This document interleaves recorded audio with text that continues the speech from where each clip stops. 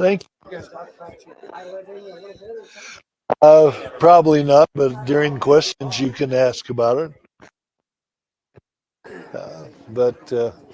This really, Yes, good evening. I guess I'm on. Welcome everybody to the Rockpile Museum. So pleased to see a nice crowd out here tonight. It feels like a long time since we've had this many people in here, so thanks for coming out. It might have been a long time. Welcome to everybody watching online as well, the thousands of people across the world, hopefully thousands of people across the world. A few announcements quick. I'm Robert Henning, I'm the director at the Rockpile Museum. Again, welcome. We've got some great upcoming programs. This Saturday, we are going to have a community writing workshop partnering with the Prairie Pens. It's Installations and Inspirations is the title, and it's ekphrastic poetry and prose, meaning we're going to use the museum's collection, the objects, the photos, the artwork, to be inspired to write stories about that object and wherever the inspiration takes you. So that is a free workshop, and all are welcome.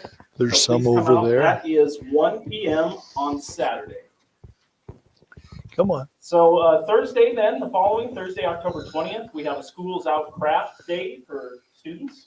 So preschool and elementary age students and anybody else that would want to do crafts, please come out 1 to 3:30. It's an open house on Thursday the 20th. Our Rockpile Museum Association is hosting their Powder River Antique and Collectors Club Antique and Craft Bonanza, I should say. It is the old Powder River Collectors Club show. That is October 21 and 22 at Campbell Central Pavilion. So please come out to that. And then finally on the 31st, everyone is welcome to come and trick or treat, wear your favorite Halloween costume from 1 to 5 here at the museum. That's just a taste of what's to come. So stay tuned to our website, social media, Facebook and Instagram for everything going on at the museum. Also, consider joining the Rockpile Museum Association. If you're not a member, that organization helps fund events just like this. It will allow you to gain free admission to the museum throughout the entire year and support the preservation of Campbell County history. So please grab a brochure and consider joining. Without further ado, I'd like to introduce our guest. With a wealth of knowledge about the Cody and Yellowstone National Park areas, Bob Richard has a lifetime of stories to share with future generations. A lifelong Wyoming resident, Bob's varied experiences are pure West. He worked at guest ranches, guided horse and hunting trips, ranched, and for 37 years owned and operated grub stake expeditions, personally touring thousands of visitors from around the world through Yellowstone and its ecosystem. Bob also served as a horse ranger in Yellowstone, is a decorated United States Marine Corps pilot serving in Vietnam, and is a celebrated photographer and author. Here to share with us about Yellowstone's first 150 years, please help me welcome Bob Richard. Thank you.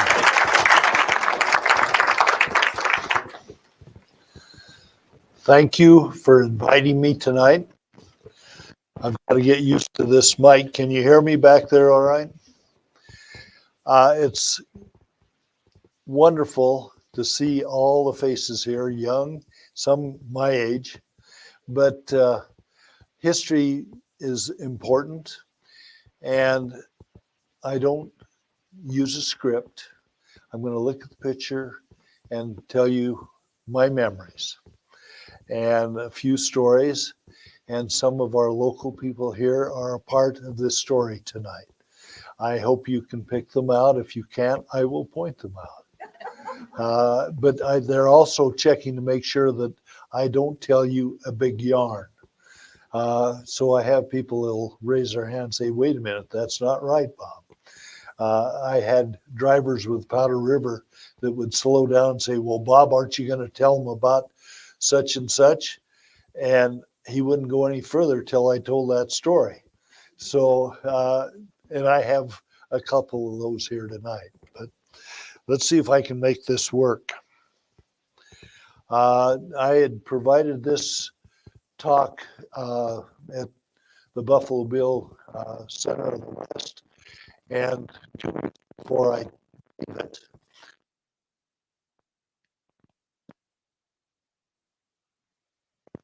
film it and put it on nationally. And they called me and say, said, Bob, you're going to have to deal with it. I said, no, all I'm doing is giving the talk. You at the museum are going to deal with C-SPAN. But it has been, and it's online. Get my other talk, which will be different than tonight. But I think you will enjoy it, and we'll try to provide you with that information also. Thank you all for being here, and we'll get started. Mine, my dad's, and people.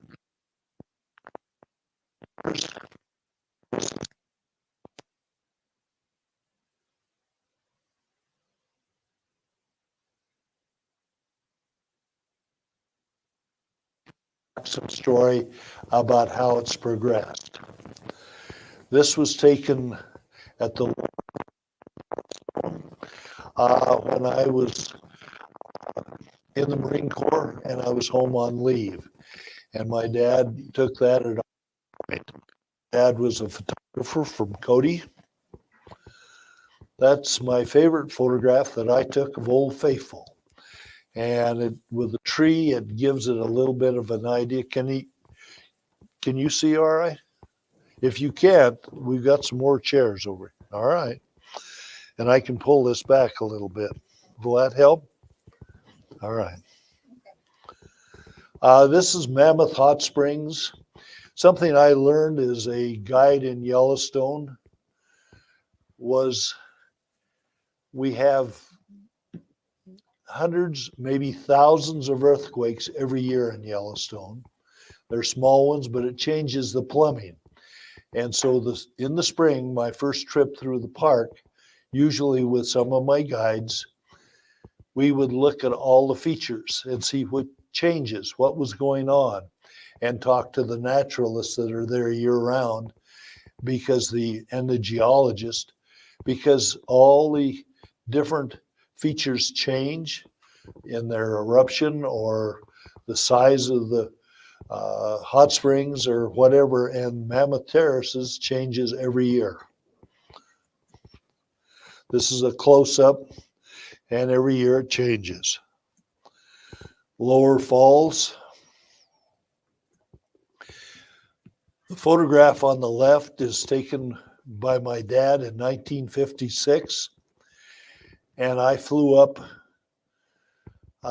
in 2016 and took the color photograph roughly from the same place. If you look on the black and white in the upper right-hand corner, you'll see the Canyon Hotel before it burned down in 1960. I was on duty as a park ranger at Lake, and I could see the glowing red from the flames of that hotel at midnight. But it's gone now, but it gives you a comparison. Oh, what's this?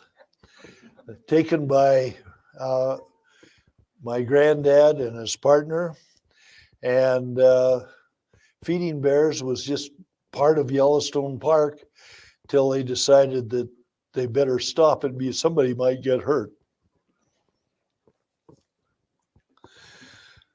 I took this out the window of my car. It's one of my favorite black bear. I call this the king of the road. That's a grizzly bear coming at me. And look at his claws. And my guest said, oh, let him jump on the car. I said, are you kidding? I was in reverse, backing up, and a pickup coming the other direction stopped. The bear jumped in the back end, and all of a sudden he got excited and started down the road, and the bear jumped out and came wandering back towards us. And I said, we've had enough photographs. We're going. But he weighed about 700 pounds, and he was an old boar on Sylvan Pass. This is a sow with two of her cubs that was always around Pahaska Teepee. And as she raised her cubs over 20 years, they were always on the North Fork, and are still some of them there today. This is one of the best references that I have used over the years. It's called The Yellowstone Story by Aubrey Haynes, Volume 1 and Volume 2. It's one of the, or the two books that I always suggested to my guides to take as a reference or to find answers if they didn't know what they were looking at, or a guest had a question. I said, don't tell them a story, tell them you didn't know, and find the answer. Another book that I have used a lot is the chronology of the Wonderland by Robert Goss. And then they have a resource for youngsters, and they can become young rangers, and they have questions they have to answer and then get signed off and become a junior ranger. This is when the Nez Perce came through Yellowstone Park in 1877, and there have always been Native Americans for over 10,000 years in Yellowstone. Following the Native Americans, here's Jim Bridger and many trappers. The first trappers to come in were Hudson Bay trappers, French trappers, and they were in there in the 1790s. And we found the foundation to their cabin on Antelope Creek.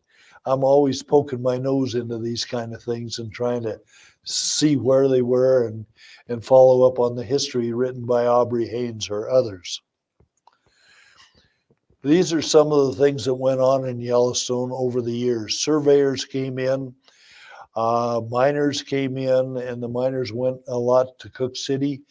Mr. Cook of Cook City was a railroad man, and he almost got a railroad built from the north entrance all the way into Cook City. And our government decided that wasn't a good idea to have a railroad go through Yellowstone Park. Market hunters that were killing game in the park and selling it to the miners.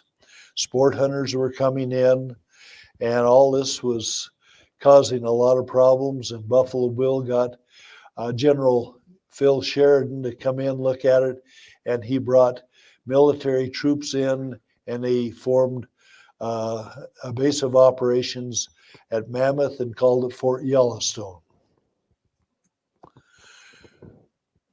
They had a naturalist program for rangers, and they hire lots of summertime teachers to come and give talks and walks in Yellowstone. And that's gone way back into the 20s and 30s. It's still going on. Today, there's more naturalists than there are law enforcement rangers in the park, and they do a good job. If you look in the upper left corner above Liberty Cap at Mammoth, that is old Fort Yellowstone that was built for the soldiers, and then it was moved down where the soldiers' buildings are today at Mammoth with the red roofs and the bricks. But that was the first location of Fort Yellowstone.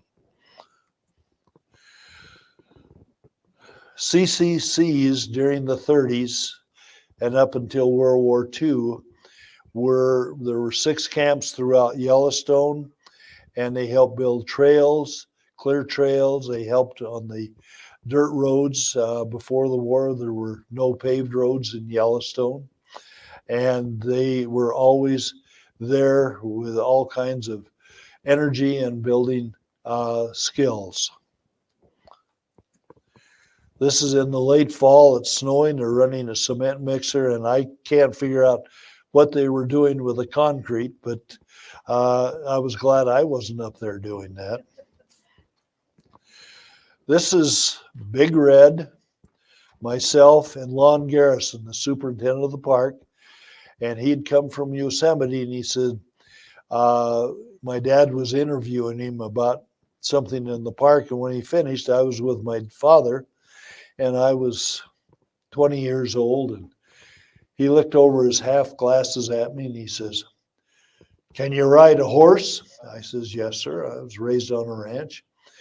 he says, well, apparently you can talk too. How would you like to be my first horse ranger and visit all the different parts of Yellowstone and talk with people?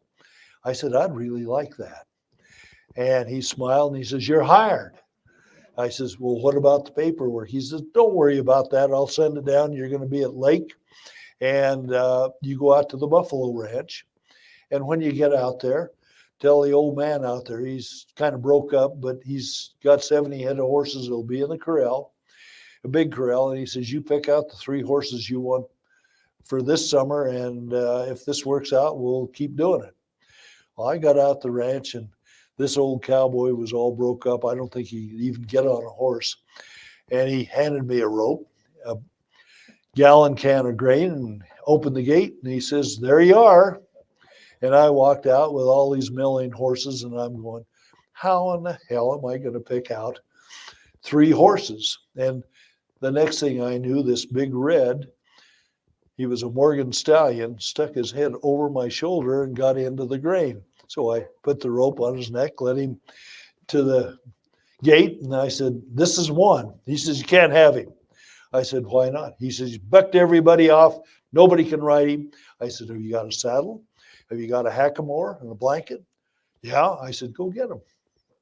So we saddled him, and I took him into a small round corral, rode him around. He was fine.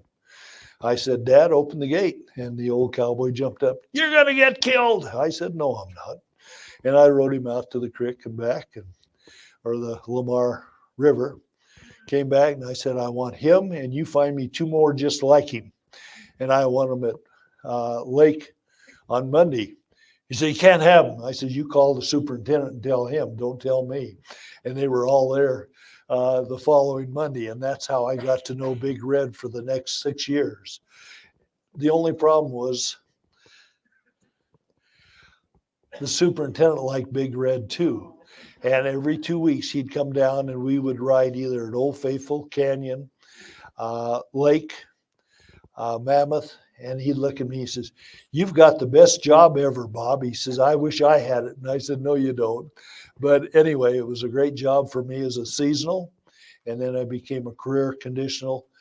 And that Big Red, I had to find a rock or a big log so I could get on him. I could not see over his back. And he was a big Morgan, the last stallion the Park Service had. And a great horse that just never bucked, never. One other thing he did is when I'd turn him loose in the backcountry at the patrol cabins, and we were in the backcountry a lot.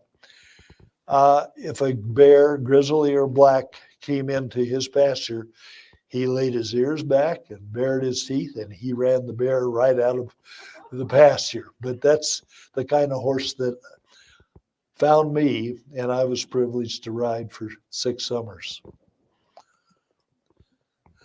Another shot of Big Red at Old Faithful. These are 3 young men that came along after I left, and they're the Ross brothers. They're the typical park ranger that thought of people and helping people enjoy the park. And they just retired. And there's Brad, Mike, and I think Mark. And they've just retired, and they had the right stuff when it came to meeting and greeting people in Yellowstone. And yet they were the law enforcement people that we all were back in my day. But now they've split them off as naturalists and law enforcement and ticket takers. But these 3 men spent a lifetime after I left there and have just retired. This is Cam Shawley. This is a superintendent currently of the park. He is the son of the former chief ranger there, who was a friend of mine. And he is doing a great job, and he's trying to balance things in the park. And his first concern was all of his employees needed housing and a place to live and to be happy, and working conditions improved.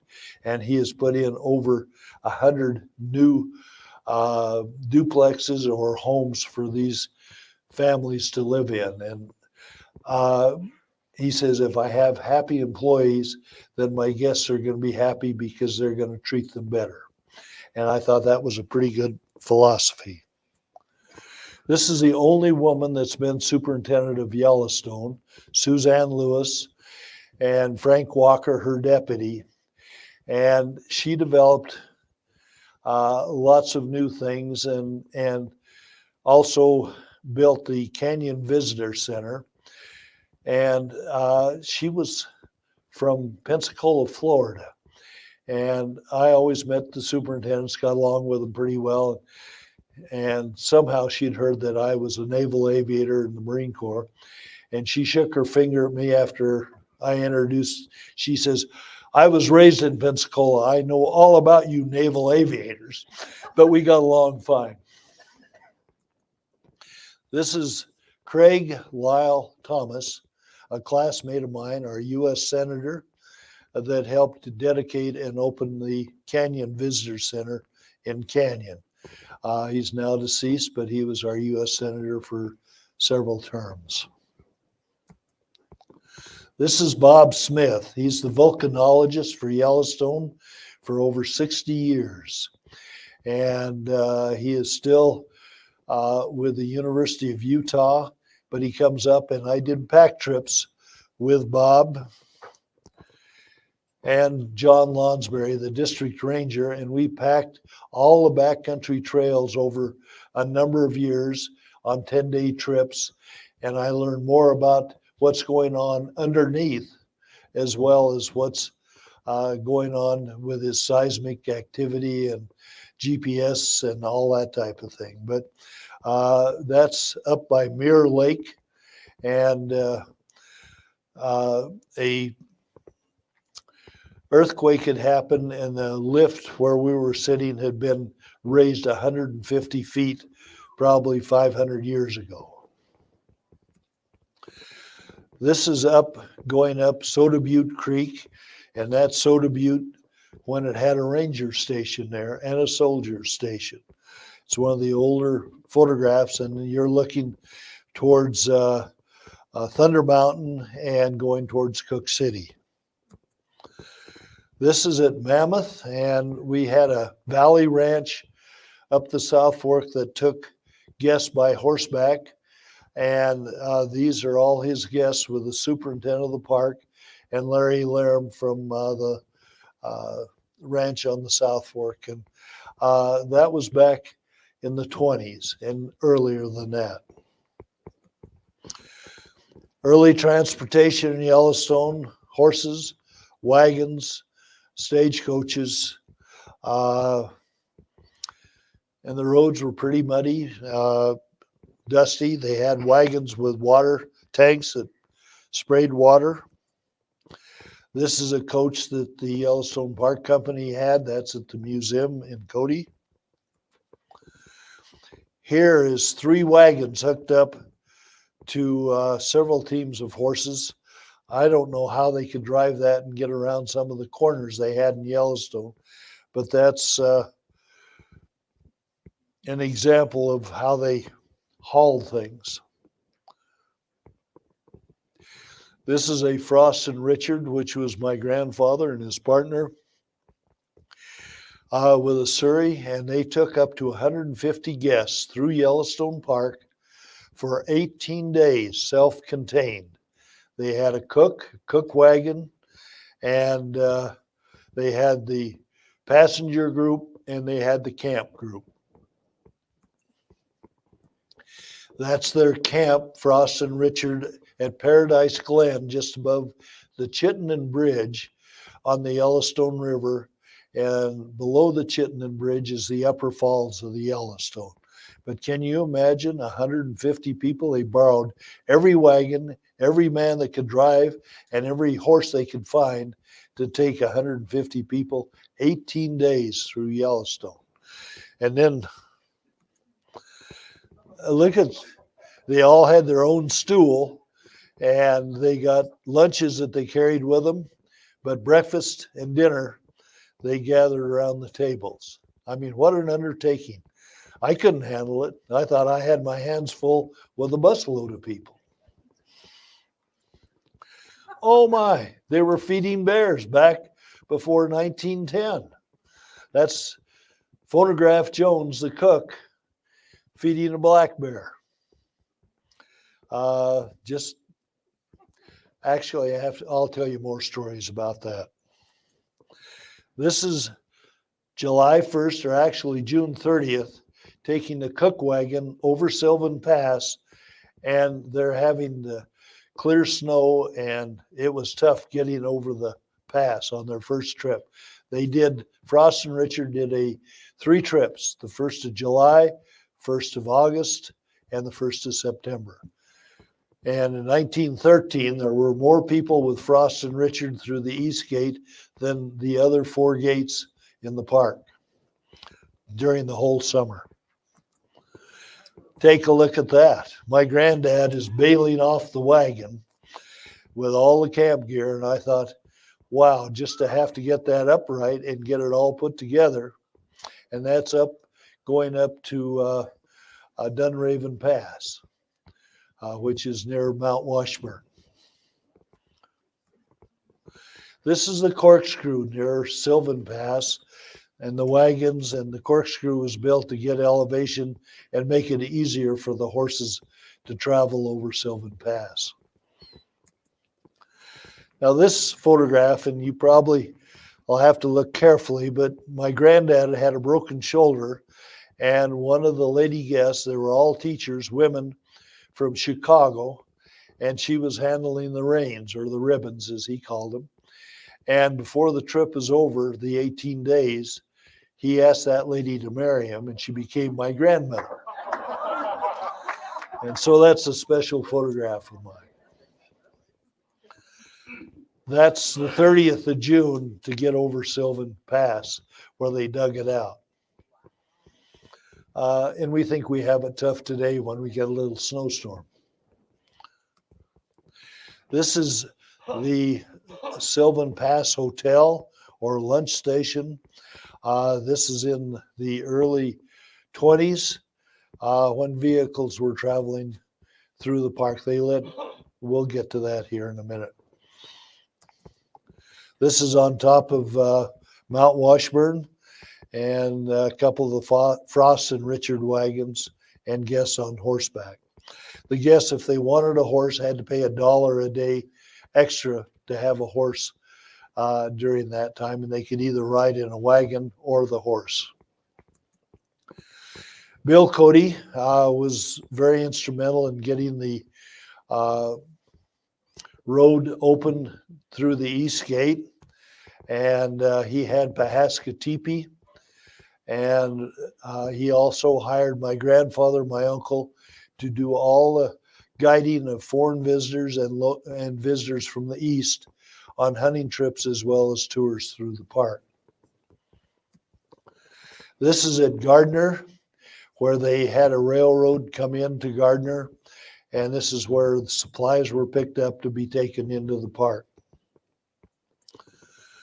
This is several different photographs. The one on the right with a bridge is the Baronet Bridge, and the Nez Perce, when they went through, burned that bridge, and they had to rebuild it before General Howard could continue in pursuit of the Nez Perce when they traveled through Yellowstone in 1877.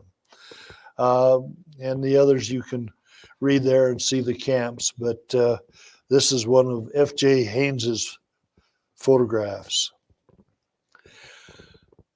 Another Concord stagecoaches that were replaced in the park by 1917 because they outlawed stagecoaches, and cars were allowed in 1915 to enter Yellowstone. And wagons and horses and cars didn't mix. Here's a current coach up at Roosevelt Junction that they're still doing coach tours and that kind of thing. As the cars came along, this was one of the first, it's not really a bus, but it's a touring car that was used by the park, used by people in Cody. And this was the car that traveled from the Irma Hotel in Cody across the river to the railhead. and picked up the mail every day. It's in the museum in Cody. This is Horace Albright opening the east gate to vehicles in 1915. These are the people that entered the park on August 1st, 1915 with their cars. How about that? I mean, they had to blast that snow, and this is probably 1916 and the 1st of July. This is the east gate when I was working as a park ranger up there. It's changed a lot today. This is one of the old yellow buses that's been replaced. They've rebuilt them, and they're still using them as tour buses. The man on my right was the head of the Buffalo Bill Museum for 20-some years, and he was my driver, and he was a great driver, and he was full of history, but we would take week trips all over the park, but he couldn't drive and talk. So I had to go along and make sure he kept his eyes on the road. But anyway, Powder River became a part of my life. And here are 4 Powder River buses at Artist Point. And I helped Wayne with the Powder River Transportation, Wayne Worthen, who is here tonight. And we had, I think it was about 10 years together. And what a great time getting to know the drivers and doing the tours together and making something special for guests from all over the world. And I had the best guides to put on these buses.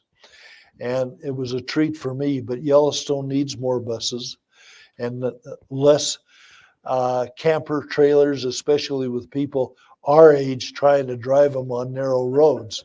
And when they meet me in the center of the highway coming down the center of the yellow line, I get a little tight-lipped, but they deserve the park too, I guess. This is Wally Hinman, one of Wayne's drivers that he was kind of cranky, but he liked to do tours with me, insisted on it. But he made it a point, if I forgot something, to slow down and say, "Bob, aren't you going to tell him about that?" And as soon as I remembered, then I said, yeah, and I'd tell about it. Then the bus would go on. But it was like having a second wife. Here's Wayne and Mary and Sandy. And I don't remember the other lady's name that was with us. Janice, that's right. And this was just a couple of years ago when we were at Old Faithful watching Old Faithful go off and sharing a special few days in Yellowstone. Then Coach USA bought Wayne out, and they're still doing tours, but not like what we provided. I was very proud of being a part of Powder River and proud of what we did to help people enjoy our park. This is a map. It's hard to see, but it's showing the highlights of what we tried to cover, whether we did a lower loop or an upper loop. There's a figure 8 there, and you can do a day on each one. Many times I had people that booked a week, and then I had a family from India, and their daughter was 22 years old, researched Yellowstone, and she had a list of 110 places she wanted to see and handed it to me. Now, they booked a week. I looked at this list. I didn't recognize some of the names. And I said, yep, we can see them all. And I said, you just check them off as we do the tour. At the end of the tour, she says, well, I don't think you got this one. I said, ma'am, I think you forgot. But they went away happy, and they had a great time back to India. This was Jim Mccaleb. He ran Xanterra and had just retired when they were dedicating the Lake Hotel, and had been a great friend of mine and helped us up When we had a bus breakdown, I could call Jim, and he had some of his buses out to help us till we got our buses fixed.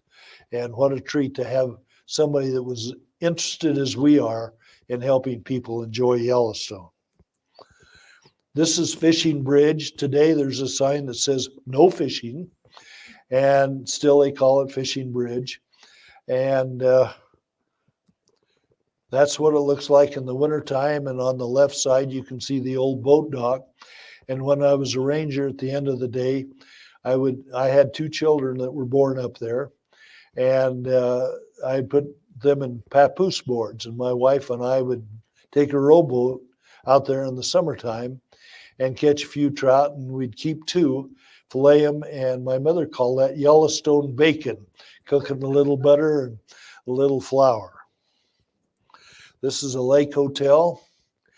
It's the oldest hotel in the park and the most romantic. I met my wife on the highway out there and arrested her for feeding the bears. And I gave her a choice of dinner in Jackson or going to court. And she said, I'm not stupid. She was a nurse from Washington, D.C. And several months later, we ended up getting married and had 3 sons. This is the old boat docks in front of Lake Hotel and some of the launches and boats that were there. This is the right at the boat dock in front of Lake Hotel in the 30s. This was a trip in front of Lake Hotel on the ice with snow planes. And I was taking a group across the lake, and we were doing 70 miles an hour across the lake, really going with a pusher type prop on the back end, and fun. And all of a sudden, white blue water opened up in front of me. There were hot springs in the lake. And all I did is put power full ahead. I had binoculars, warm clothing on, and I skidded across the water the other side. And I swung around. They never saw the hot pool. But we got off the lake and stayed off of it, and we stopped any more snowmobiling or snowplaning on the lake. This is a ranger cabin in the backcountry, patrol cabin. You couldn't get in the door because of the snow. That's the roof right there. But we always hung out a scoop shovel, and we scooped down to the identified window that was unlocked, let ourselves in. We had firewood in there, and then down underneath we had food. So we didn't have to carry a lot of food with us. But still, when you dug in the window and you got a fire going, by the next morning it started to warm up enough that you didn't have to have all your long johns and everything else on. This is a Lake Ranger station where I worked out of. I hated to do paperwork, but did it. And this is the district ranger that just retired, and he's standing next to a photograph in the station of me on Big Red overlooking the boat docks. This is the old fish hatchery. And when they closed that, I went to the superintendent and I said, when you closed it, you dumped all the different kinds of trout into Yellowstone Lake, and that's where all the lake trout came from. And they said, oh no, that couldn't have happened. But anyway, it's been closed for 40 years. This is a housing building for all the boats that they rent out, that type of thing, there at Lake. This is at West Thumb. There used to be a boat dock there, and that's the fishing cone where you could drop a fish in if you caught him and boil him up and eat him. But let me tell you, I tried it one time and it was awful. It tasted like sulfur. One of the pools with a forest fire in the background at West Thumb. This is the Old Faithful Hotel before the current Old Faithful Inn was built in 1904. This is the Old Faithful Inn that we know today. It's about 115, 16 years old now. Great place. That fireplace has 4 little fireplaces and 4 big fireplaces. And after the earthquake in '59, only 2 of the fireplaces work, but it still helps to heat up that big room in the Old Faithful Inn. This is connected piece of gnarly wood to the fireplace, and there's a date of 1904 when that was put in there. Old Faithful and a crowd. This is the Hamilton Stores. It's now under another contract, but the woodwork that made that the headquarters of the Hamilton Stores. This is looking out over the Norris Geyser Basin, and on the right-hand side you can see the 4th hotel that they built, and it was a 4th hotel that burned down. And when they'd finished this hotel, they hadn't done it right, and they started a fire, and it caught fire, and it burned before they had any guests there. This is the 2nd or 3rd version of the Norris Hotel. This is the visitor center up at Mammoth. It's called the Albright Center. This is one of the people that, by the name of Andersons, that sold all kinds of collectibles. Example, they would throw horseshoes and different types of things in the hot pools, let it gather the calcium, and then they'd take it out and they sold it, and people bought them. And they were kind of neat, but they stopped that too. They couldn't put them in the hot pools.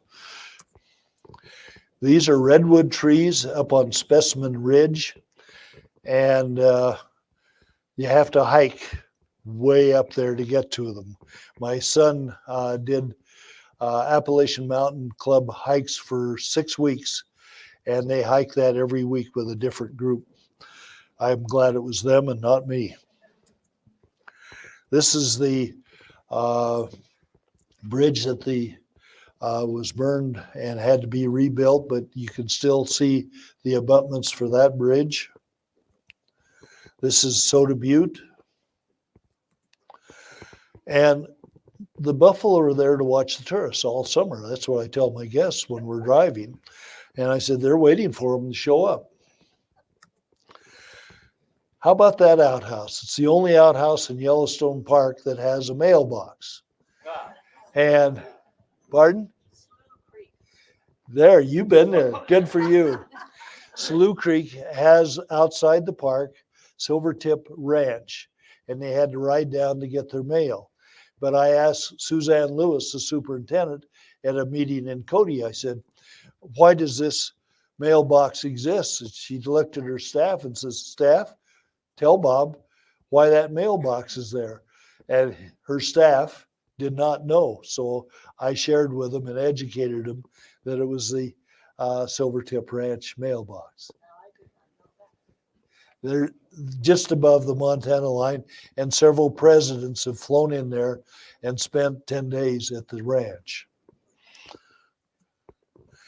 Now, see the limestone? This is going out by Cook City, and everybody talks about how a tectonic plate slid from here 60 miles down to Cody and landed on top of Hart Mountain. So there's older rock on top of Hart Mountain to the north of Cody and younger rock underneath. And this plate slid all the way down 60 miles. Whether it was in a day or a million years, the geologists are still arguing about it. But anyway, it's something to add to your knowledge.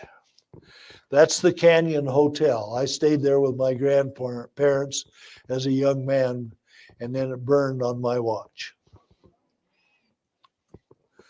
The Upper Falls, and right at the top of the Upper Falls, I'm going to show you something special. That is carved in a tree by the Hayden party in 1871 with their names on it, and it's still growing there. And one of the superintendents said, Bob, you've got to take me there. And I said, yes, sir, happy to do it. But I never got around to it because I was afraid he'd cut it down and put it in their archives. So it's still growing and you can still see it. Lower Falls, 308 feet high. At the Mud Geyser, and which is there in the Hayden Valley. This is the only picture they know of, and soldiers got a dog there. This is me checking fishermen on Fishing Bridge with Big Red following along. I was always worried somebody might snag him with a hook, but it never happened, and I'm very thankful it didn't. We did elk reduction in the late 50s, early 60s, and this is chasing a herd of elk into corrals by helicopter. That's the catch corrals, and they shipped elk to all the states back east and anyone that would take them to get them out of the park. And those that they had to kill, the Crow Indians came in, butchered them, and took them back to the reservation. This is one of the early day snow coaches for tourism in the wintertime. This is a favorite photograph of mine. This is a Hiller 12E that I rented in Grable, flew up and picked up my granddad, and I flew him through around the park and in the Shoshone Forest for 2.5 hours. We came back and landed, and I said, well, I've got to take this chopper back. He says, no, sir, not until we have a drink. And we went in the house, and I said, I really shouldn't. He says, yes, you're going to have a drink with me. He says, you did in 2 hours or 2.5 hours what took me a lifetime on a horse. And he says, it's just amazing what they've come up with in the last number of years. He said, I just had the best day. And then we flew back. He flew back with me to Grable. And the owner, Morris Avery and Chrysler, were there, and I was going to pay him. They says, no, we come up hunting on your ranch all the time. We're going to take you and your granddad to dinner. So we went to dinner, but we forgot to call my grandmother. And at 11 o'clock at night, when we got home, she was pacing the floor and knew we'd crashed, burned, and died. But by the next day, she was back to normal. That's Heart Mountain looking north of Cody. And when I see that, I know I'm home. And it's always been the place I've come back to from the Marine Corps or wherever I've been. And it's that one mountain that is, and it was named Buffalo Heart, but I look at it with a wart on his chin on his left side, a big nose, and his headdress going out to the right. This is the Heart Mountain Hotel in Cody, and I always say that it was built by somebody from Powell because they couldn't spell heart right, and I've gotten a lot of trouble over that. We have the Yellowstone Regional Airport. Got a lot of business there because foreigners would book thinking they were getting into Yellowstone Park, and they wanted to get to Yellowstone or somewhere else, and so we had to transport them, and so a little extra business on the side. This is the Big Cody Trading Company, which was the big trading company store in Cody for years and years. The Cody Fire Department. The first rodeo grounds are where the high school football field is in Cody today. The Hidden Side of Yellowstone is a hiking book. If you're young and want to hike, I recommend this because it tells about hiking trails in Yellowstone and the Shoshone Forest. This is the South Gate. That's the headquarters at South Gate. That's the North Gate. And they've had several celebrations there. But you have to get sunlight on it, to take it in June or July, because the sun tends to move south and then you don't have sun on it. This is the Northeast Gate, Cook City. This is General Phil Sheridan. He's the one that brought the soldiers in and established that The soldiers were there till 1918. The Department of Interior was formed in 1916, and it took 2 years to transfer the soldiers' uniforms into Park Service uniforms, and most of them stayed. That's Mount Sheridan across Yellowstone Lake. I took that this year as the ice was going out and the reflection, and I was sitting in a bus on a tour, and I couldn't resist it. I took it through the window, but General Phil Sheridan was the one that helped save Yellowstone Park. Bill Cody was a part of that. And this is something that hung in our office at Lake. Remember who you are and what you stand for. This was my business, and it coincided, and we did that with Powder River Tours out of Cody for a lot of years, and a great friendship established not only with Wayne, but his sons. And Charlie Cook is back there somewhere that drove and took me around, and he was another one that would slow down and say, "Well, Bob," and then I'd have to think, what did I forget? But anyway, thank you for being here, Charlie. This was my business, Grub Stake Expeditions, and the kind of tours I did. This is a photograph that I've sold over 700 photographs. In fact, Charlie said his is hanging in his house. And that's a sow grizzly coming in the park, but all park employees, either the Park Service or Xanterra, get an enlargement of that when they retire. Now, this bear was inspecting my uncle's movie camera, but I don't think he operated it as well as my uncle did.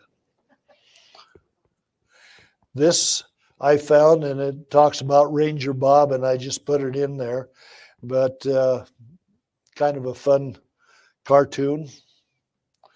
That was my tie pin. That was my gold Ranger badge, and I left the Park Service after 6 years and went in the Marine Corps to fly airplanes and learn from the Navy. That was one that was a Centennial Ranger badge. This is Bill Mundy flying tours, sightseeing over Yellowstone Park, and this was a special memory.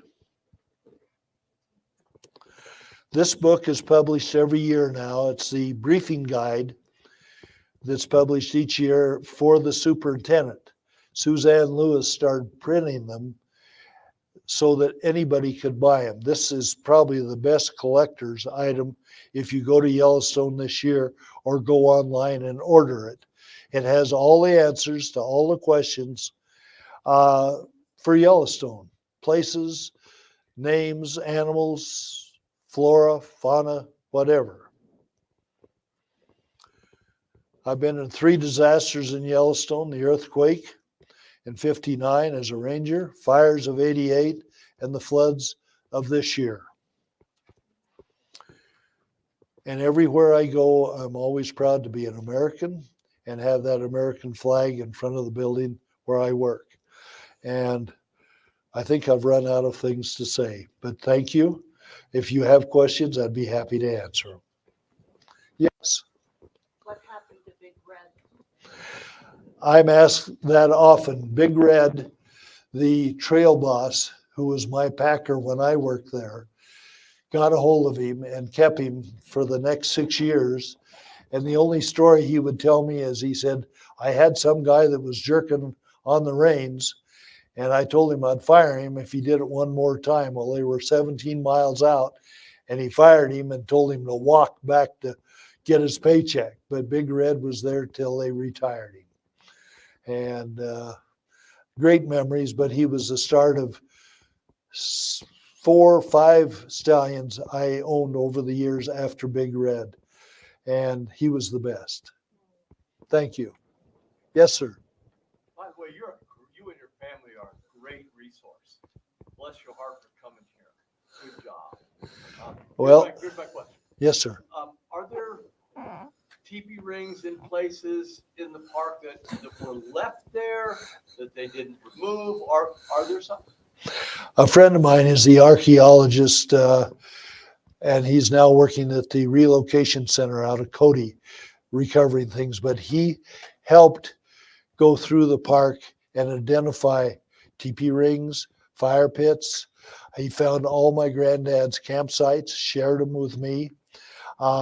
Yes, they're well documented and they're still there. There's still lots of arrowheads there. But when I was a ranger, the policy was there's never been Indians in here. And I says, well, that means if there's something we find that's just a rock, that's not an Indian rock. And I found guests that were going up and down Fishing Bridge between the cabins when they were there after rain, picking up scrapers and all kinds of things. Yes, there's lots of artifacts there. Have I answered your question? Yes. How many in a village, and I don't know which of the tribes are at home in the Yellowstone ecosystem, but what kind of numbers would a native village be? Well, in Yellowstone Park, probably 5 or 6. They were sheep eater Indians that lived there winter and summer, and they lived around the hot springs. Their fire pits are still there. I've identified many, many of them. Indians traveled through. Now today, there's 26 tribes that claim Yellowstone as their, but let me tell you, they never wintered there because the snow was too deep. It's 4, 5, 6 feet deep, and the buffalo never started there. They migrated in, but there were never buffalo there originally. Have I answered your question? Thank you. Yes, sir. Next question. Yes. What's the most drastic change you've seen between hot springs between summers? Drastic changes probably would be of or the hot springs or geysers would be Steamboat Geyser. It used to be very dormant, maybe erupt once or twice a year. Then for the last 5 years, it erupted 10, 20 times, and now it's back to once or twice a year. But even the little springs, there's a difference in the size or the color. And if you get that book on the resources of Yellowstone, it'll give you a much better answer than I just did. Okay? Any other questions? Somebody raise their hand. No? Yes, sir. Do you know anything about the Yellowstone Highwayman? The question is, do I know about the Yellowstone Highwayman? I know of a man that robbed the soldiers' payroll over by West. Is that what you're asking about? Where he was tourists were coming through, and he would basically hold up the stagecoach. Oh, there was. The next group would come through, and they didn't know about the others. That was coming, but what you're referring to is there was a gentleman that robbed 12 stagecoaches coming from West Thumb to Old Faithful. And he had them put all their money, their jewelry and everything in on a blanket.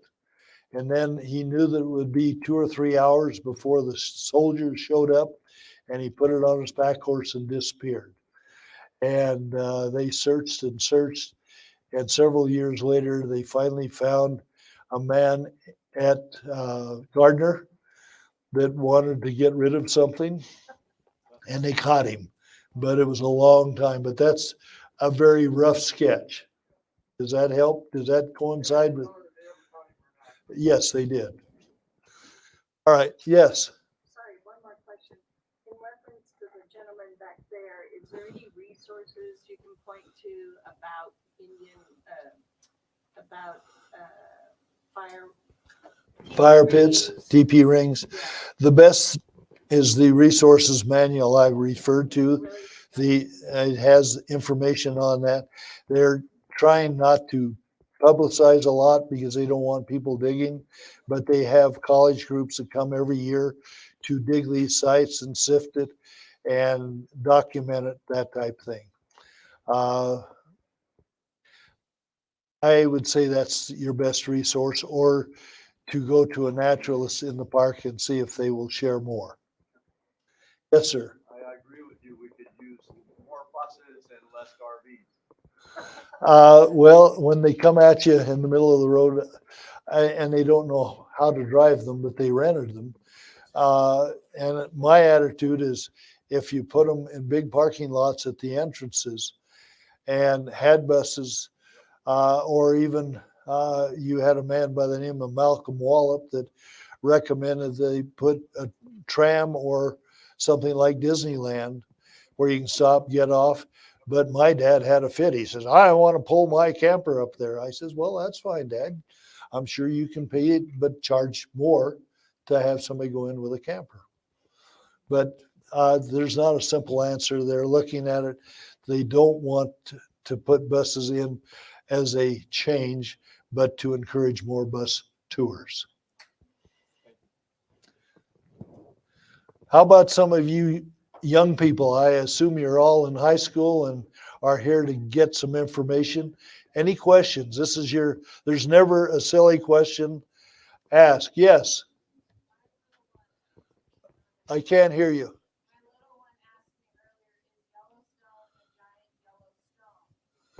No, all right, the question is, where did the name Yellowstone come from? Not from Yellowstone, but where the Yellowstone River went into the Missouri. The French trappers referred to it as the Yellowstone there, and they called it the Yellow Rocks, and then the American trappers called it the Yellowstone, referring to the river. And that's where the name Yellowstone came up the river. And when they surveyed Yellowstone in the 1870s, I think that's when it stuck to call it Yellowstone Park. And it became Yellowstone Park in 1871, March 1st, by a signature of our president at that time. Does that answer your question? Any other questions? Yes. I'm sorry, I can't hear you. Do you know any Indians? I think that's what it is. Do I know any Indians? Yes, I know Indians from many different tribes. I've met with them. I've worked with them, had to work with them when they came to butcher the elk that we had to kill and reduce the elk herds. We kept the buffalo herd when I was there at 500, and we kept the elk herd at 14,000, and everything we'd go out and reduce it to that level. And the Native Americans would come in and butcher them and haul them back to the reservation. So I got to know many of them, talked with them, and they were very thankful to get all the parts and take it back and share with their families. I've had friends that I served with in the military that were Native Americans, and I've spent a lot of time up at the Custer battlefield and have walked the trail from where Custer started the night before and all the way down to where he lost his life, with both Crow, Sioux historians as well as park historians. That's another talk. I can't do it tonight. Okay? Thank you for your question. Someone else had one here.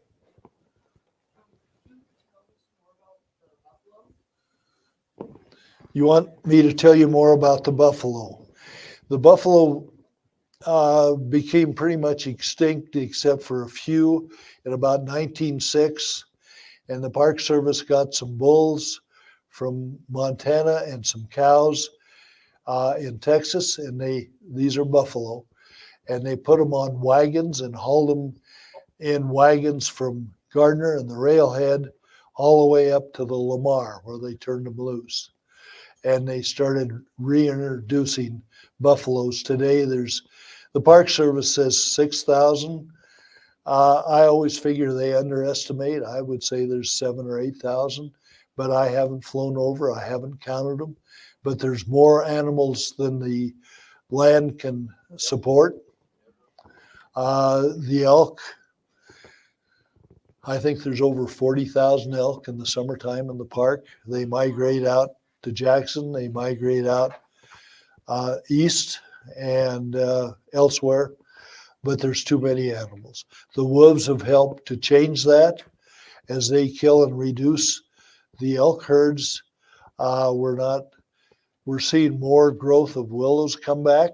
We're seeing that the aspen are not, the elk used to stand on their hind legs to pick the branches as high as they could reach. And they're coming back, and the young aspen that are coming up by the older trees are now propagating again. As a rancher, I don't like wolves at all. As a guide, it was money in my pocket and people enjoyed it. But I think they're doing good in the park. They just don't understand where the boundary is. Any other questions? Yes. What's the CCC? CCC, good question. CCC, Civilian Conservation Corps, that was put together in the 30s when Roosevelt took over and we had a depression, and it was a way to pay people and give them jobs out west and all over the western states. And they did a lot of good, and then the war came along and they all went into the military.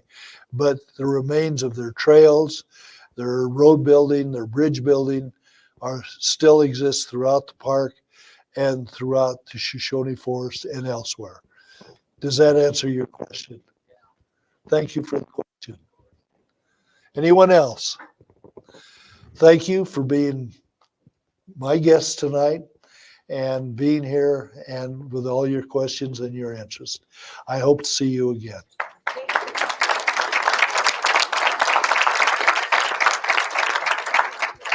Thank you very much.